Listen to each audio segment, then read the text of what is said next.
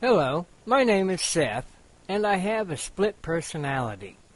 My likeness is that of an ordinary man, walking, talking, and made of flesh and bone. I represent the personified Judeo-Christian viewpoint of Seth, originally cast by the Holy Bible. I am the third-born son of my father, Adam, and rightful inheritor to the Garden of Eden. Adam was one of the Adamite people. They migrated northward into Mesopotamia a long time ago from such places as Nubia and Ethiopia. Adam is the literal generic sense of the word for man, and Adamai is the plural meaning men. Scholars write that Adamai had a dark, ruddy, or reddish skin color. Others say the Adamai were black-headed or possibly black-haired. Adamai is a cultural description rather than racial. Light and dark-skinned tribes were present. Africans are known to make a paste by mixing reddish soil clay with water. Smearing this natural sunscreen paste upon themselves gives them a reddish tint.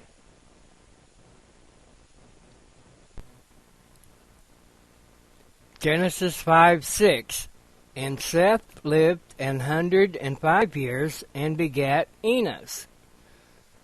The primary 105-year age of Seth is paramount to lunar-solar origins of the begat genealogy following Adam.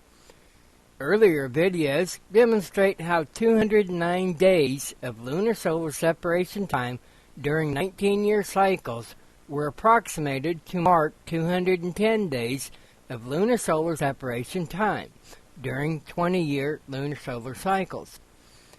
Using Mayan calendar terminology, a K-tune 20-year lunar-solar cycle was multiplied by a K-tune 20-year lunar-solar cycle, or squared mathematically, to achieve the secondary age back-tune 400-year lunar-solar cycle. An important numerical match occurs when time becomes squared. K-tune 20-year lunar-solar cycles produce 210 days of lunar-solar separation time, and back-tune 400-year lunar-solar cycles produce 210 years of lunar-solar separation time by an identical process. TimingMits.com sequentially labels 400-year back-tune cycles 1 to 13 in order to count steps in the secondary age category. Every 400-year back-tune cycle count results in 210 years of lunar-solar separation time. We apply the time split tool, which divides 210 years into 105 years of solar side time split and 105 years of lunar side time split. Primary age values for Adam and Seth only record the solar side portion of lunar-solar time. Seth's next scripture gives his secondary 807-year age combination in the same vein of lunar-solar calendar meanings. Fundamental lunar-solar components are visible by breaking down these ages. Genesis 5:7. And Seth lived after he begat Enos 807 years, and begat sons and daughters.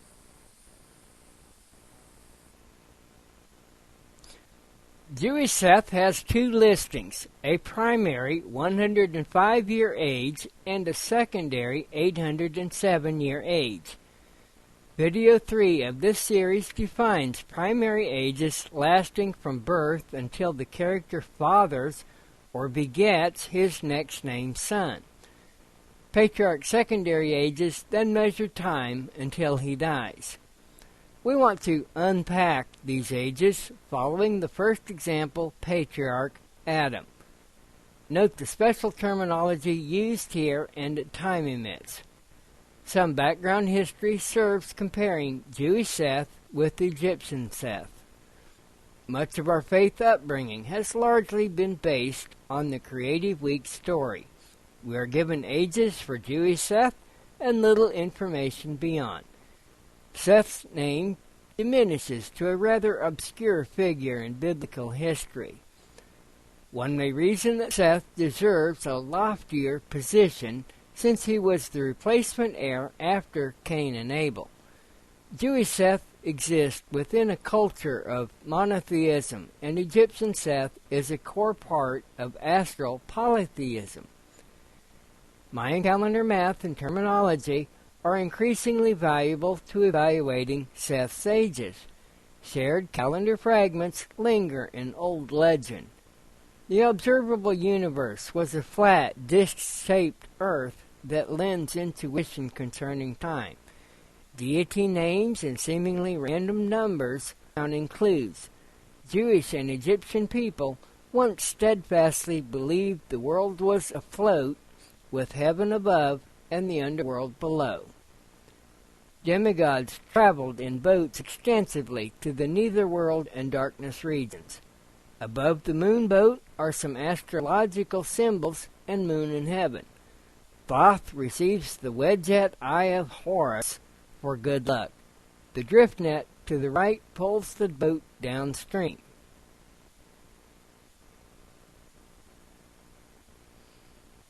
The story of Moses tells about the adopted prince whose mother was a Hebrew slave girl. After finding Moses amongst Nile reeds in a basket, Pharaoh's daughter raised Moses within the court as her adopted son. Moses grew and learned sacred calendar information in the temple, and especially about the gods, Seth, Horus, Isis, and Osiris. Moses had heart for the Hebrew slaves. God guided him in how to deliver the people from Egyptian bondage. Moses rejected all stellar hierarchy gods of Egypt in favor of monotheism. Time and calendars ultimately belong to one creator. In Exodus 4, God convinces Moses that he is empowered to bring the children of Israel out of Egypt. His walking stick turns into a snake and then back again. A trial run. Moses and Aaron then start to rescue the slaves from bondage to Egypt. The showdown occurs in Pharaoh's temple when Moses seeks permission to leave Egypt with the slaves. Exodus 7:10. And Moses and Aaron went in unto Pharaoh, and they did so as the Lord had commanded. And Aaron cast down his rod before Pharaoh and before his servants, and it became a serpent. Then Pharaoh also called the wise men and the sorcerers. Now the magicians of Egypt, they also did in like manner with their enchantments. For they cast down every man his rod, and they became serpents. But Aaron's rod swallowed up their rods. This pivotal contest between the triumphant Jewish single god versus the combined Egyptian gods changed the world. Anyone reading the story marvels over what happens. Hindsight is better than foresight, so we might ask, what was the setup to enable such a supernatural event to occur? Yes, divine will was the winner, but even the Egyptian rods belonging to those professing false gods also changed into snakes. Two different Seth characters, a Jewish version and an Egyptian version in conflict, caused an eternal calendar divide. The lunar-solar calendar time stream was beset by solar-side forces. The Jewish Seth part of me had family issues. Mom had the run-in with that snake, and then my eldest brother Cain kills my other brother Abel. We can't pick our family, huh? So I imagined myself God King of a great land called Egypt. Long before Moses, I needed to be worshipped as the Egyptian Seth mythical deity. Stars and planets were the realm of noble gods. Although I had been an early founder of lunar-solar timekeeping methods, the moon gradually lost importance. My people became obsessed with solar-side worship, using star Sirius to stand for brother Osiris and Venus for goddess Isis. I took over the planetary Venus, five-pointed star from Isis sometimes. I was mischievous, since I did not act like other star gods. I left Venus calendar traces in both ancient Judaism and Egyptology. My namesakes, Jewish Seth and Egyptian Seth, are as different as mortal men versus cartoon characters. My Egyptian family includes the eldest triad, Osiris, his sister and consort goddess Isis, and their son Horus. Nephew Horus and I fought for control over Upper and Lower Egypt. Egyptian Seth links to planet Venus through his sister or mother, famed goddess Isis. Isis portrays planet Venus as the queen of the heavens. Isis is pictured with a large solar disk between great horns. Her headdress symbolizes a throne for royal femininity. Horus was the firstborn son of Osiris and Isis. Seth gets jealous of his brother's success and chooses to murder Osiris. Hawk god Horus claims to be Egypt's rightful heir apparent and avenge his father's death. A bitter rivalry ensues between Seth and Horus over inheritance. Seth fought to control his birthright Upper Egypt of the Old Kingdom. Horus, often identified with King Menes, ultimately defeats Seth to unite Upper and Lower Egypt. Some versions of the story say that Horus avenges his father's death by killing evil uncle or brother Seth. Seth and Horus finally reconcile in other versions. Two fighting brothers are eerily similar to the narrative about Cain and Abel in Genesis 4:8. After Cain's banishment, Jewish Seth inherits the birthright from Adam. Egyptian Seth attempts to steal away father's kingdom, and the evil sinner is ostracized for his vile act. Egyptian Seth transfers to nearby foreign lands, while Horus rules as a benevolent god. He assumes kingship for all of Egypt. Semitic Baal wars against Seth for Egyptians, and his female counterpart, Nephthys, is a variant of the goddess Astarte or Astaroth. She symbolizes Venus as a young woman with cow's horns atop her head. Greek legends held that goddess Aphrodite stood for love, beauty, and sexual rapture. The Roman goddess of love and beauty bears the same name as the planet. Planet Venus identifies with the totality of feminine goddess roles. Through a convoluted family tree of deity worship, Venus changes to masculine gender for Seth.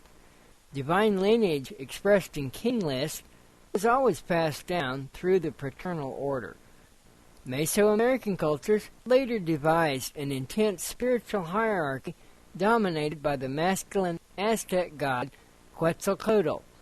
Kukulkan was the Mayan name, and Viracocha was the alternative Inca name.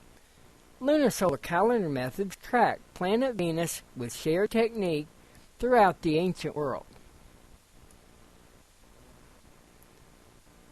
Ancient observers noticed the relative positions of Earth, Venus, and the Sun recur according to a schedule. Venus orbits the Sun 13 times in 8 years during the period in which Earth orbits the Sun 8 times. Venus passes between the Earth and Sun 5 times in 8 years. Venus, in astronomical terms, completes 5 synodic periods in 8 years, or 5 complete evening and morning star circuits. The synodic interval is the time between 2 successive conjunctions of planet Venus with the Sun. Each synodic period lasts about 1.6 Earth years, or 584 days. Mesoamerican calendars meticulously track 5 Venus cycles of 584 days, each over 8 Hobbs solar year multiples of 365 days. The true orbit of Venus around the Sun is 225 days and should not be confused with Venus's heliacal rising and observable behavior. Venus maps a 5-pointed star as shown over 8 solar years above the morning horizon. Each point represents one 584-day interval. Multiplying the approximate 584 days per star point interval 5 times equals 2,920 days. Ancients chose to work with whole number integers and rounded day and year totals. Dividing 2,920 days by 365 day solar years results in the 8-year pattern, which became fundamental to solar side counting methods of most early culture. 5 points refer to the minor aspects in common astrology that had 72 degrees of angle between the points. Each Venus cycle, in Mayan terminology, equals 584 days. 5 Venusian visibility cycles, or 5 Venusian synodic periods, widely refer to sources using the ancient Greek term octoteros.